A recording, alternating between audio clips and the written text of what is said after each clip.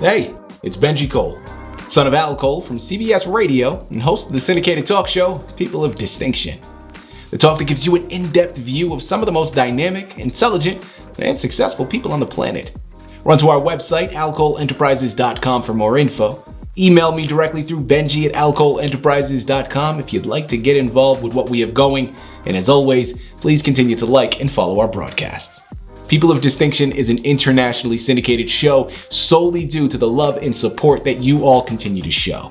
We're available across all major podcast distributors. And like I mentioned, people, if you keep following, we're going to continue to put out the content. Now sit back and strap in because we are delighted to showcase this next guest on our network. And on the line with us today, we have the impressive Thomas Tanzer. Now, Tommy has republished a book that was originally written by his late partner, Joanne A. Bloom. Now, the book is called Safe at Home, a Memoir. First and foremost, it's available for purchase through Amazon and a bunch of other places. Simply type it into a Google search bar, people, and you're gonna be greeted with them all, okay? And people, trust me when I tell you, Safe at Home is a remarkable book for so many reasons. Now, it of course is going to showcase the beautiful relationship between Tommy and Joanne, right? It's going to showcase their life together and a lot of the journey that they embarked upon.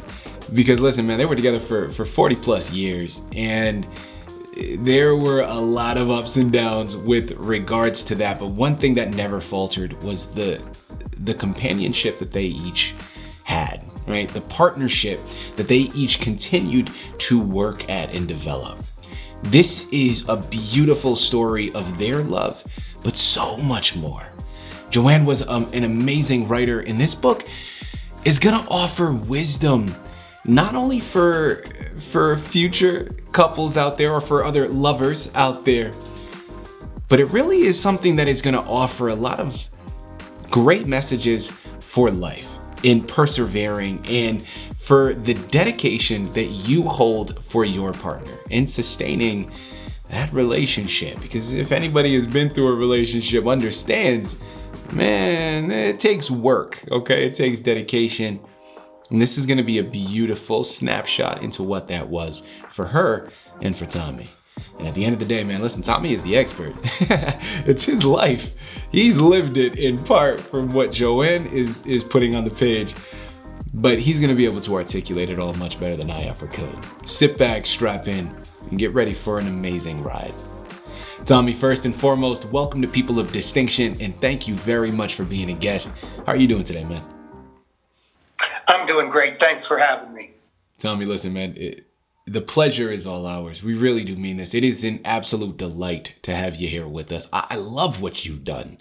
What a beautiful way of paying homage to Joanne and her work. But listen, man, it's also something that I think so many people will be able to take advantage of and learn from. As I mentioned in my opening, there is wisdom here that is showcased for days. We're thoroughly looking forward to this discussion. So thank you for taking the initiative in republishing the book. And thank you, most importantly, for being a guest here with us to discuss it all. Let's begin first and foremost here by learning more about Joanne, yourself, and the life that you and her both shared, Tommy. Well, I was the oldest of 3 children in Pittsburgh, Pennsylvania. I had a mom that was crazy about me and raised me with more confidence than the package warrants. I felt that I looked my whole life for somebody. And upon coming back from college, the day I came back from college, I accidentally bumped into Joanne. And it was love at first sight. I was 24 at the time. Mm-hmm. She was 42. She'd been married for 20-some years, 22 years, and it wasn't so great. But she had 3 kids and was hanging in there with it. And the first day I met her, I said to her, and I'm 18 years younger, I said, "What are you going to do when you grow up?" And she said back, "I'm going to move to Utah." We were both in Pittsburgh, Pennsylvania. I'm going to move to Utah and go to Robert Redford's resort and ski every day. And I looked at my watch. We still wore them then. And I said, "I can be ready in 45 minutes. And she said, "I don't even know you." And I said, "It's a long ride." And that's really our relationship in a summary. My boldness, her sense, her understanding of life, very smart, down-to-earth person. I'm okay, but not down-to-earth. And between the two of us, reinforced each other to where we both got to live our dream. Without further ado, Tommy, let's jump into the book next. Safe at Home, a memoir. Tell us a little bit more about it. Well, the book is the title is a double entendre. Safe at home really meant she had been not safe in her home, in her mind, raising these children pretty much by herself. A husband that kind of wanted to be Frank Sinatra, but he was more like Joey Bishop. And in that group, you didn't want to be Joey Bishop. So he had inherited a business from his family, an auto parts business from the early 1900s. And yet he was barely managing it, and it was hard. And he lost his mom when he was young, and he just wasn't helping her be herself. And I just look at this woman and went, wow, how did I meet her? And for me, I was raised by wonderful parents, cared more about me than anything, spent everything they had on me and my brother and sister. But at some point, you got to be your own person. And I feel like to be your own person in this world, you need a mate. People were not meant to be alone. And almost from the time I met Joanne, I became the person I wanted to be and dragged her along with me. Transitioning now, Tommy, I want to move now into inspiration. You told us a little bit about the title and how it was really ironically titled Safe at Home, although Joanne felt anything but, right? Obviously, this book was written by Joanne. So, a lot of things they're all coming from her experience and her perspective. But of course, seeing how the two of you were so close and shared such a long and magnificent relationship, you are well equipped to answer this next question. So what would you say? What inspired her to write this book, Tommy? Well, Benji, she was a teacher. I, like the kids today, come out of college and don't know what to be. Yeah. The kids today, it's not green enough, it's not clean enough, it's not kind enough. It's not. Back in my day, it was like, what did we want to be? And I just couldn't pick. I decided to be a teacher, which is what Joanne was. And I got in teaching at first, elementary school. I couldn't teach anybody older than 8 years old. If they were older than 8, you need to go to the next room. I can't teach you. But I did really good, really well with 8-year-old boys. They went from being 7 to 8, and I got a lot of credit for that. And I taught for 3 years just happily, making $9,000, $9,500, $9,700, and just was thrilled to be liked and loved and respected. And I had a friend that asked me to go on a teacher negotiation committee with me, and I had no formal training other than I've been negotiating since I was in my mother's womb. And so basically I did this with him for 3 years, negotiating teacher contracts, and I was good at it. I have enough courage, enough belligerence, and enough lack of respect that we held the leadership accountable to the point where over a 3-year period, we in this little town of Park City, Utah, went from the lowest paid teachers in the state to the highest paid teachers in the state. We got a 43% raise for everybody here. We got cooks, custodians, bus drivers, secretaries, everybody got paid. We got rid of the superintendent. We humiliated him.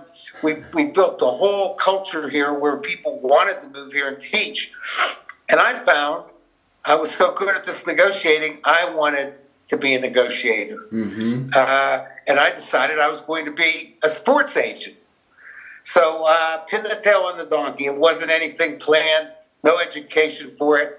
And I went into this, and Joanne encouraged me all the way. I mean, she said, try it, do it. I thought I could borrow money from my parents' friends.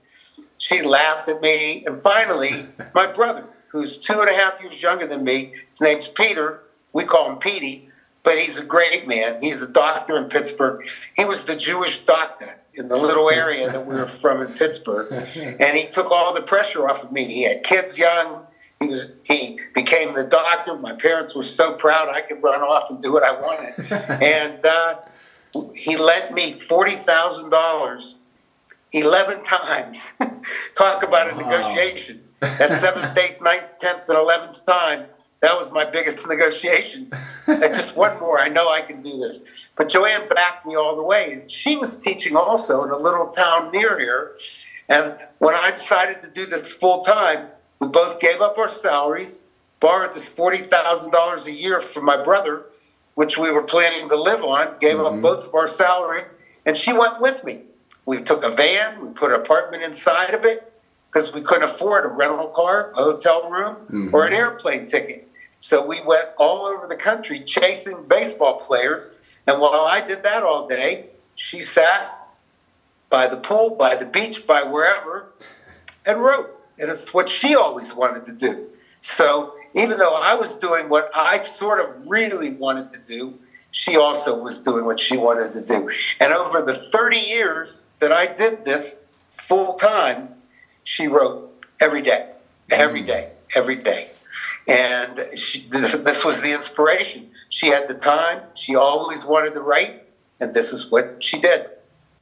You know, Tommy, I have a reflection that I'm going to make. I'm going to hold off on that right now and just keep it moving. You know, we spoke a moment ago about what inspired Joanne to write this book. Well, sticking along the lines of inspiration, but transitioning a bit, I'm curious to know now, were there any artists that inspired her to become a writer?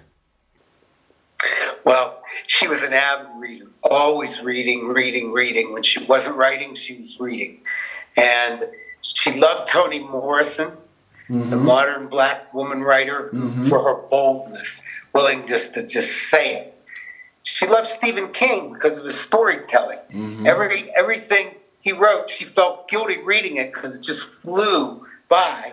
But she felt like something, he might have made a deal with the devil, and it just flowed out of him. She loved James Michener for the attention to detail, and his books were thousands of pages long, which is why she didn't mind writing 1,600, 1,700 pages that got condensed. Gail Sheehy, who, for the relevance, the writing stories, but applying it to your real life. And then finally, toward the end of her life, Philip Roth, the famous Philip Roth, who wrote Portnoy's Complaint and The Plot Against America. He also wrote a book about death and dying, and it was describing his own demise.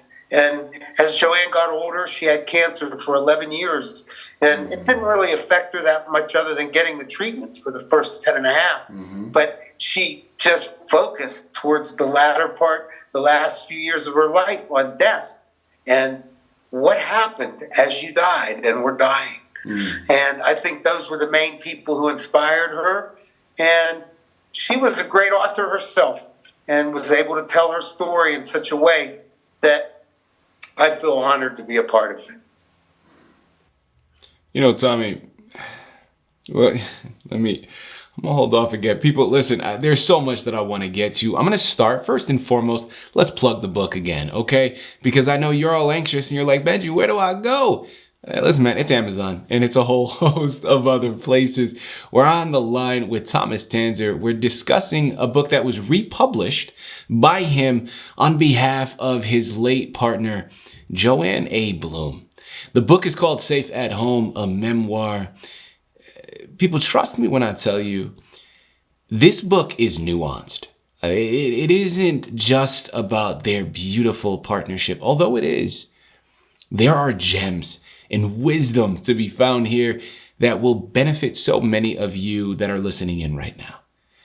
And, Tommy, a reflection that I wanted to make before that I think is so important. It's very poignant, to bring up.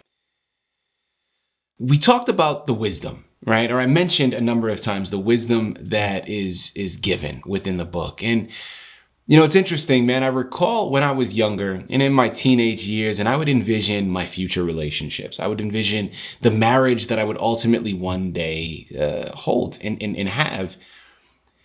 And I remember always thinking to myself that it was going to be a 50-50 relationship, right? And how that was going to be the partnership that I was striving for. And boy, was I wrong, right? That was incorrect, because for anyone that has been in a serious relationship, in a truly committed relationship, you understand, yeah, there are times where it is a 50-50 split. But listen, man, sometimes it's 60-40, sometimes it's 70-30. You put your math on it, but it's all about compromise. It's all about sacrificing for your partner. And there's that give and take. There's that ebb and flow with regards to it. And Tommy, what you said earlier, I think was an example of that paradox, the true representation of a partnership, right? And Joanne understood that fully. And it speaks to the beauty of your relationship and the sacrifices that you each were willing to make for one another. Man, listen, talking about being in that van and sacrificing the life that you guys had, that is something that I think is beautiful, something that is not often represented or shown. Benji, I agree with you. And in this case, she had read the short story, which blended into the book, called The Man Who Didn't Trust Women. And it was about the ex. And that's what I showed her. I not only trusted her, this was a 99-99. I'm 99% into anything she wanted. She's 99% into anything I wanted. I mean, to let me, over the years, travel all by myself, all over. She traveled with me the first 5-6 years in this van and literally wrote every day. Her book, when she finished it, was 1,600 pages. Wow. 1,600 pages about every encounter we had with baseball wives, baseball players, baseball office people, mothers, girlfriends, banks, car dealerships, everything. And through a wonderful woman named Dawn Morano, who became her editor, they edited it down to 249 pages and cut out a lot of stuff. She would always say, who wants to read a book written by a woman about baseball? And what man wants to read a book, written by a woman about baseball? And what woman wants to read a book about baseball, period? Baseball is the background. Baseball is what we did. Baseball is where we went and the people we were around. This book is really a love story about two people. And the one who wrote it, Joanne, I was lucky enough for her to be my partner for 46 years. Well, listen, Tommy, I would be doing my audience a severe disservice if I didn't move forward with asking for some advice. Because like you just said, a wonderful partnership that you and Joanne were able to establish for 40 plus years, man. Listen, just between you and I know people that find it difficult to stay in relationships for 4+ months, let alone 40 years. Tommy, you've done something right, my man. All right? You got it figured out. Well, I want to utilize some time here to pay it forward.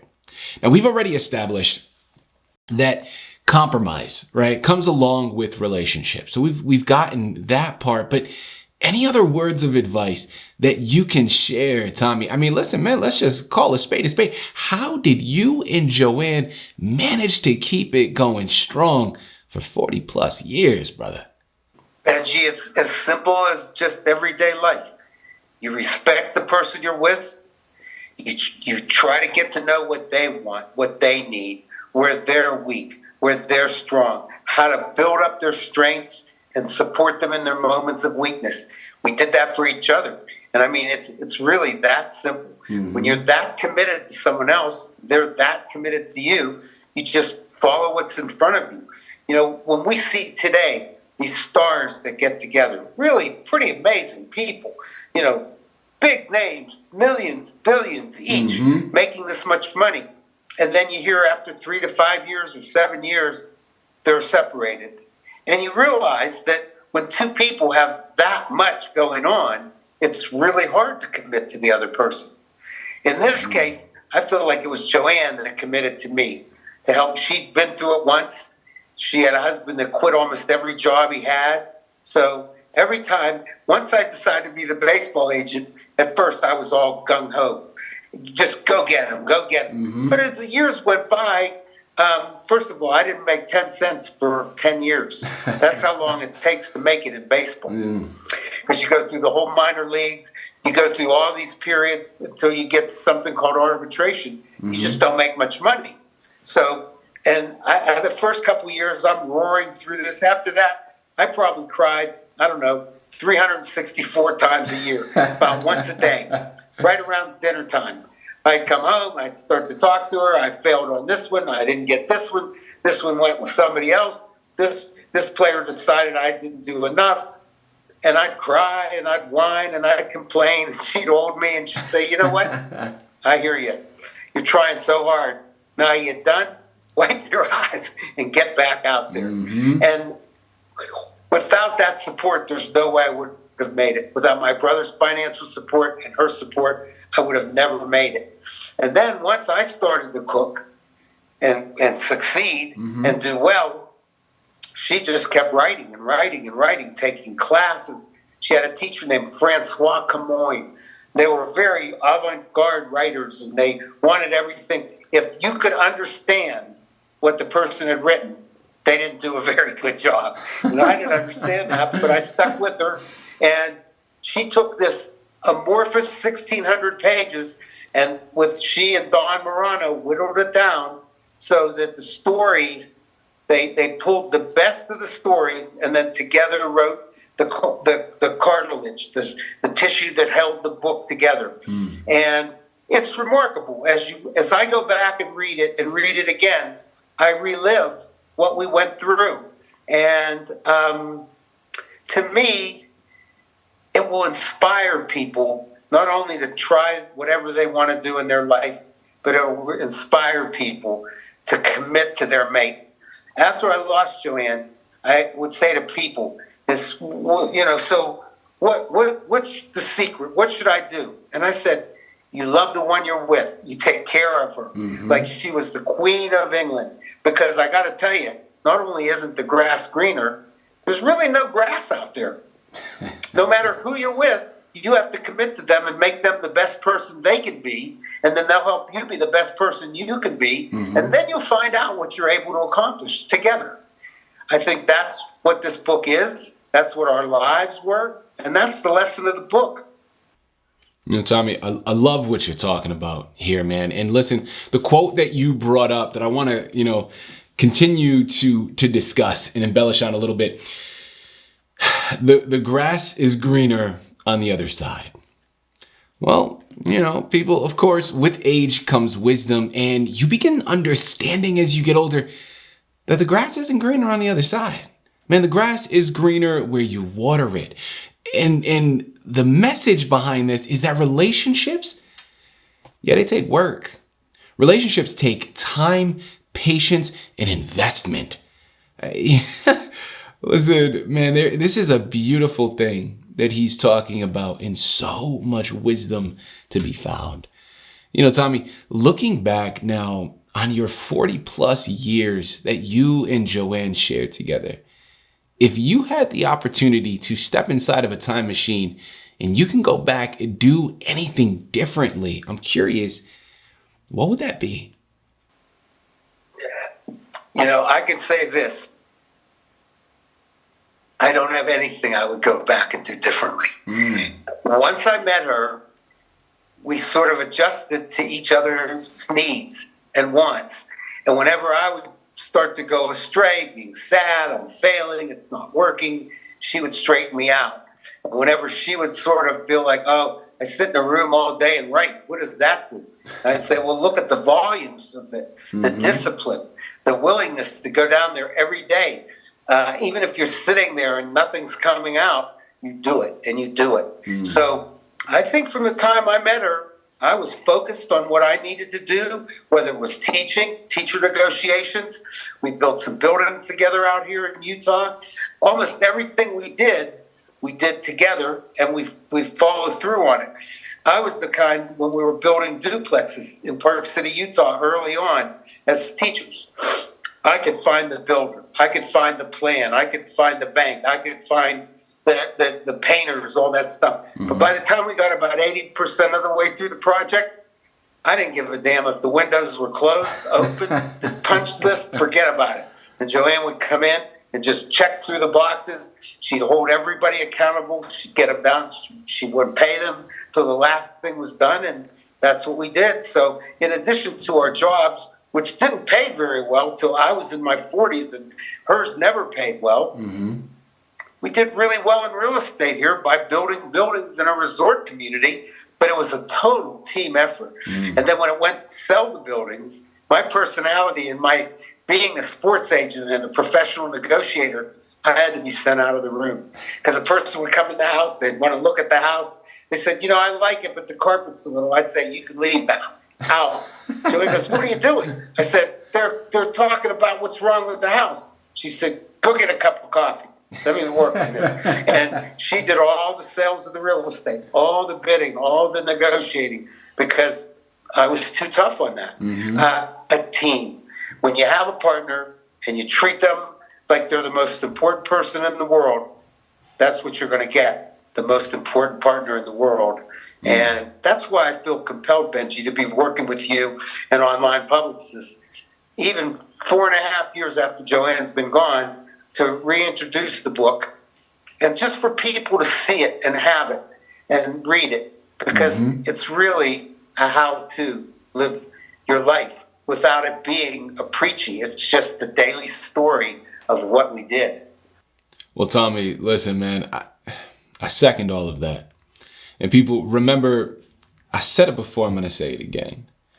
This book, their story is much larger than a beautiful partnership. So much wisdom that we've already captured, but also messages of hope, inspiration, of chasing your dreams. And trust me when I tell you, with the right people by your side, man, you can build the strength to move mountains. Allow this book to be a catalyst for change and growth in your life. Because I promise you, listen, if you allow it, if you read between the lines, it'll do just that. This book is impactful and informative to no end. You know where to go. All right, I said it before. Head on over there, pick up your copies today, and I promise you, you will not be disappointed. Tommy, thank you for your wonderful words of wisdom. Thank you for keeping Joanne's work alive. And most importantly, thank you for being here with us and showcasing it all through people of distinction. Benji, thanks for having me. You brought out a lot of the things I've been feeling and thinking and wanting to say. So thank you, Benji.